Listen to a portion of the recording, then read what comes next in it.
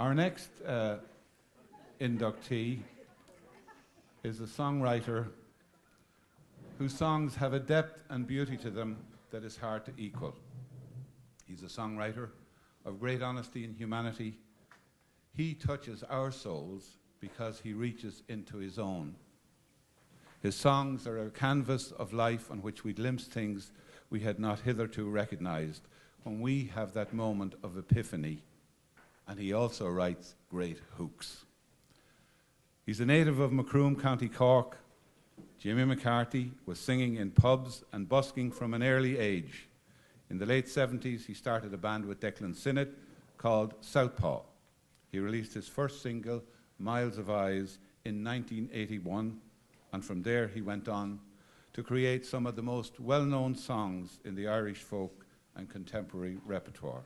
Songs such as Nadine, No Frontiers, Ride On, Katie, The Bright Blue Rose, The Contender, Mystic Lipstick, the list goes on and on and on. Jimmy's songs have been recorded by all of the major Irish artists: Maura O'Connell, The Corrs, Christy Moore, Mary Black, Francis Black, Tommy Fleming, Westlife, Phil Coulter, The Furies, Paddy Riley, Moving Hearts, and the Celtic Tenors. Jimmy has released 4 albums of his own: The Song of the Singing Horseman in 1991, The Dreamer, 1994, The Moment, 2002, and Hey Ho Believe in 2010, merging various musical styles and influences along the way. Recognized both at home and overseas for his songwriting, Jimmy was awarded the freedom of his hometown, Macroom, in 2008, and invited to play the National Concert Hall as a special guest of legendary Beatles producer George Martin in 1992. Jimmy, we salute you and we welcome you to the IMRO Academy.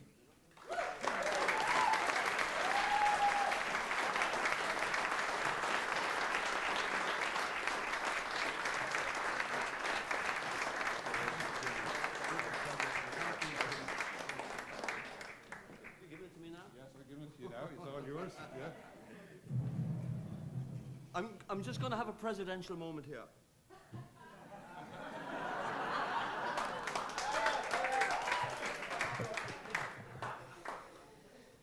Your Excellency, ladies and gentlemen, friends and fellow inductees, I am thrilled to accept this award. From immemorial times, the inspiring effect of the invisible sound that moved all hearts and draws them together has mystified mankind. Rulers have made use of this natural taste for music. They elevated and regulated it. Music was looked upon as something joyous, serious, and holy, designed to purify the feelings of men. It fell to music to glorify the virtues of heroes, and thus to construct a bridge to the world of the unseen. In the temple, men drew near to God when music and pantomimes, religious feelings for the creator of the world was united with the most sacred of human feelings. These ideas are the final summation of Chinese culture. Confucius said of the great sacrifices at which these rites were performed, he who could wholly comprehend the sacrifice could rule the world as though it were spinning on the palm of his hand. I'm keeping this for Bill. No, actually, Brendan. He's a champion baseball player. Okay, I'm going to sing a song with Rob. Oh, hang on a minute, I didn't see the hard bit yet, sorry. That was the softener. We live in a very uncertain world, in very uncertain times, and our business of music has suffered. But we now live in a new era where radio and television are being replaced by internet as the medium by which information and music is broadcast. Google turnover last year was 50 billion, largely from advertising supported by music. The iPad, smartphone, etc. will become as important as radio or TV for the dissemination of music, and I hope that the various institutions charged with the protection of our rights keep up with the play.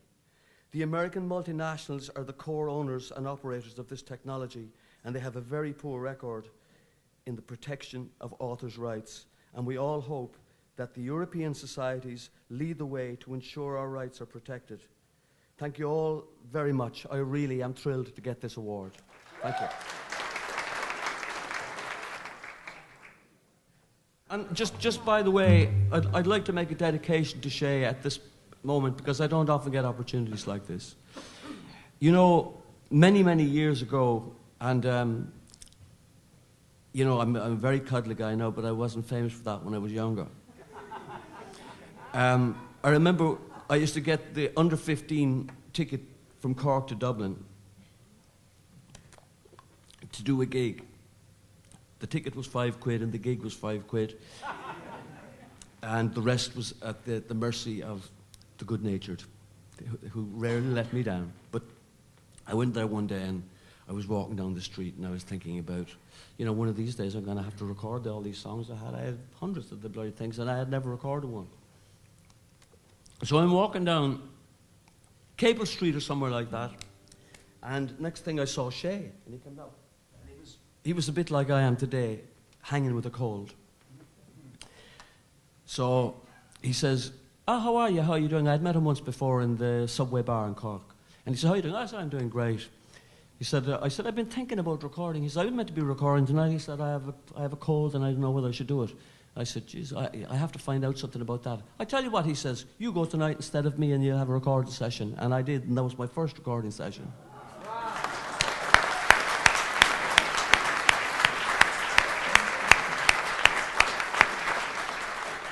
It was a studio, the like of which I haven't seen since, that Alan D had on the corner of Capel Street and another street. But it was a series of Revoxes and a little desk. But anyway, my fully completed demo was posted home to me completely for nothing and with great grace. So I'd really like to thank Shay for his encouragement to everybody who comes his way. He's a great man.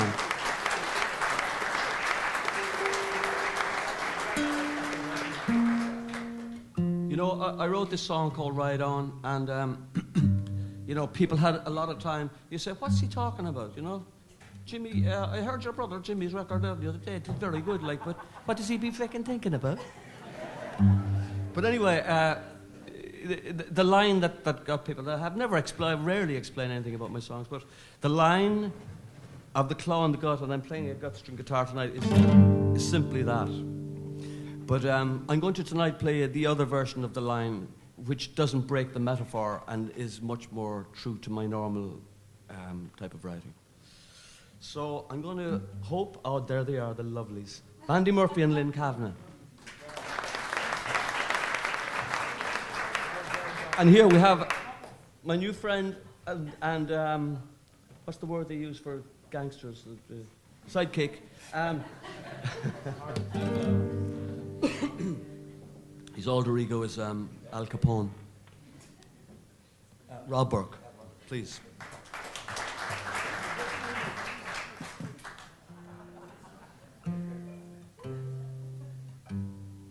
Okay.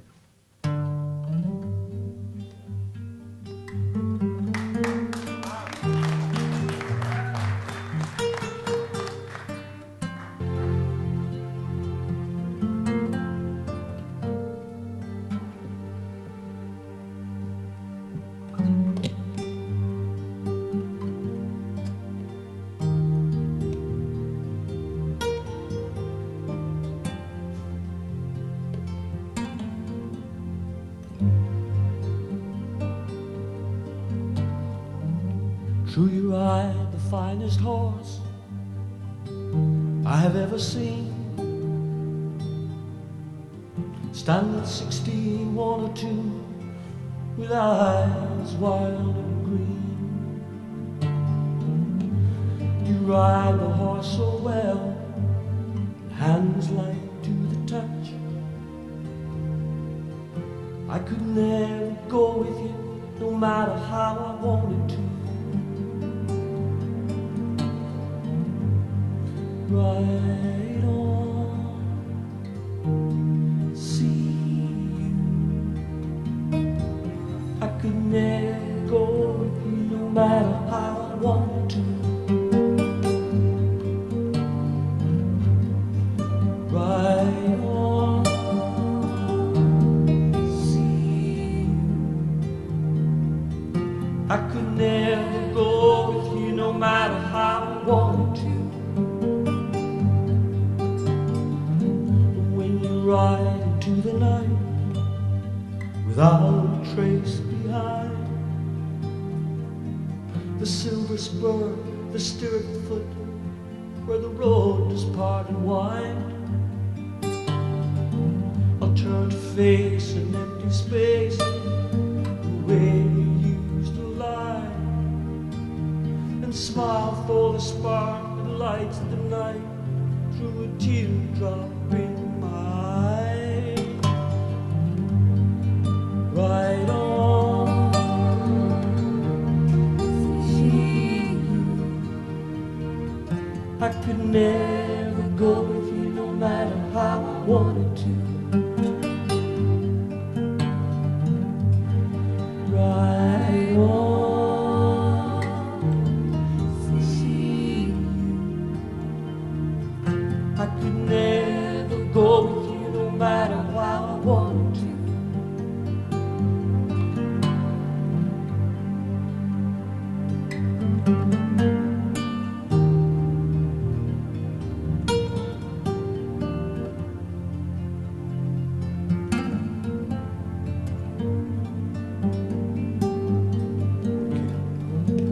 When you ride into the night without a trace behind, run the claw along my gut one last time. I'll turn to face an empty space where you used to lie, and smile for the spark that lights the night through a teardrop in your eye. Let me hear you. Right on, see you. I could never go with you no matter how I wanted to.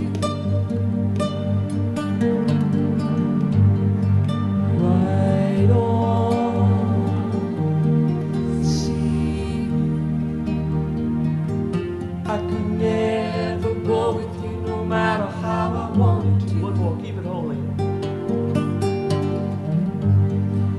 Right on, see you. I could never go with you no matter how I wanted to.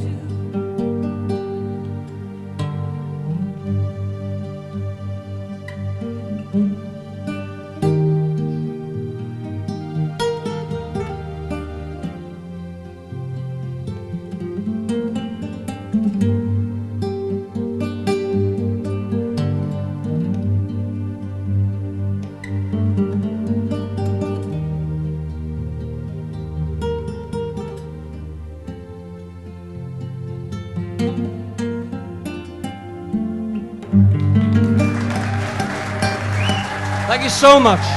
It's been a pleasure.